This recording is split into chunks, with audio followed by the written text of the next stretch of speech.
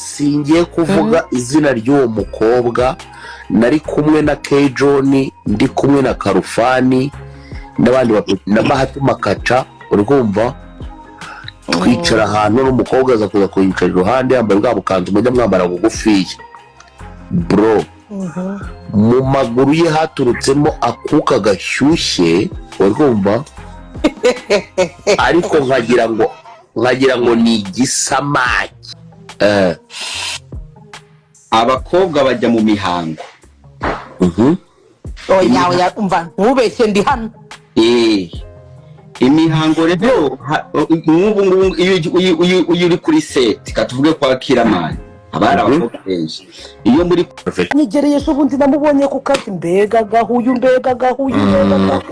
Kirama yo akantu Zimari Kosadumba ariko shareka nkubwire je sibyo umva nkubwire mbabara nkubwiza ukuri nimba hari ikintu cyambere kigayitse kibabaza gishobora guca umuntu intege ku buryo n'ikintu yaraje kukubwira udashobora kucyumva nukuba umwana w'umukobwa yaje ari mu kabari yagucaho kumva akantu kaka ngewe kandi uwo muntu ukaba usanzwe umubona ukabona n'umukobwa w'umusirimu ari ngewe umva Bria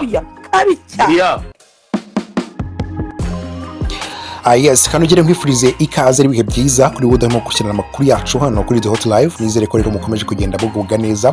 Cyewe nitwa Alisol. Nige tugiye kubana muri aya makuru y'imyidagaduro n'amakuru abakomeje kugenda atrendinga uce bijye bitandukanye mu gisata cy'imyidagaduro muri rusange. Amakuru rero akomeje kugenda avugwa, turaza kukubwira ko Bruce Melody ndetse na The Ben abakomeje kugenda bari mu myiteguro ikomeye cyane yo kwitegura rero igitaramo kizaba ku itariki ya mbere z'ukwezi kwa mbere mwaka wa 2026. Igitaramo rero kikaba kitezweho byinshi, kikaba gifite udushya twinshi cyane bitewe nuko uyu nguyu The Ben ndetse na Bruce Melody bisa nkaho bazaba bahanganye muri iki gitaramo, aho rero hazagaragara umuhanzi wa mbere hano mu Rwanda, dore ko Bruce Melody we yivugira ko ari we munyakazi. Ibi rero yabivuze nyuma ye rero yo gukora cyangwa se yo gukomeza kugenda bashotorana umunsi ku wundi, ndetse kandi kugeza amagingo ngabo bakaba barafashe umwe mwanzuro ukomeye cyane.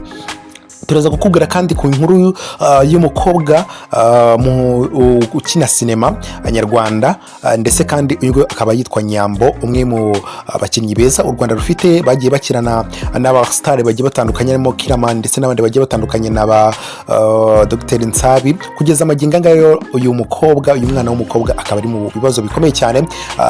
Social media zikaba zimwugarije cyane cyane TikTok, abenshi bavuga ngo uyu mukobwa yaba anuka nkuko amakuru akomeje kugenda abigaragaza, ndetse kandi bigibi bikaba bikomeje kugenda bituma uyu Nyambo akomeje kugenda agira ipfunwe rikomeye cyane. Ibi byose tukekwa tubiva imuzi n'ibizingo. Wowe ngushimira cyane we tugenda tubana amakuru agiye atandukanye tuba tugenda tubategurira hano kuri The Hot Live. Natinze cyane, reka mbitemera ku nkuru ya Bruce Melody.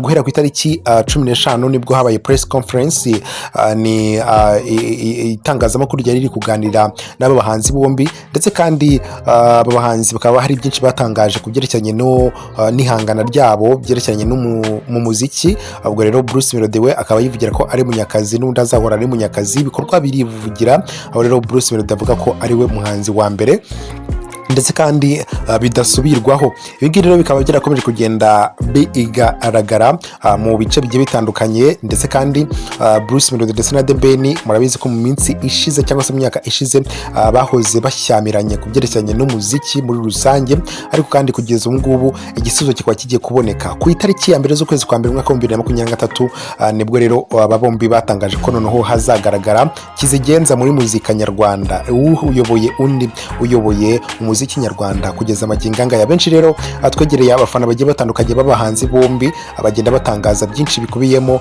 kuba rero Bruce Melody ari we ngo muhanzi wa mbere hano mu Rwanda u Rwanda rufite.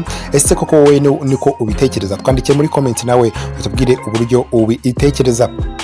Ku itariki ya mbere rero mwese tukaba tuzahurira hariya kuri BK Arena, akaba ariho rero hazabera iki gitaramo. Amatike akomeje kugenda agurwa Kenshi, ndetse kandi nawe komeza nawe ugure aya matike. Turaza kukubwira kandi ko mu by'ukuri ibyerekeranye no kuba Nyambo akomeje kugenda bigaragara kuri social media zigiye zitandukanye, aho rero bakomeje kugenda bamubwira bati Nyambo we uranuka.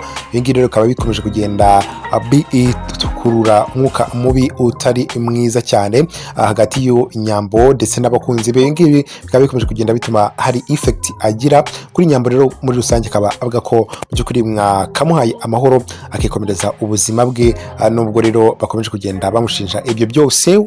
Uwitwa Titi Brown nk'uko byagiye bigaragara ko akundana n'uyu mukobwa Nyambo, akaba rero yarakuye cyangwa se yarabajijwe na kimwe mu kinyamakuru cyane mu Rwanda, bamubaza bati se ibivugwa kuri Nyambo we wigeze ubimva? Avuga ko rero ari byaba bigamije kuba byamusebya muri rusange. Ngayo nguko, reka ngushimire cyane, kanda subscribe tujye tubasha kubana amakuru yandi agiye atandukanye. Komeza mugire ibihe byiza.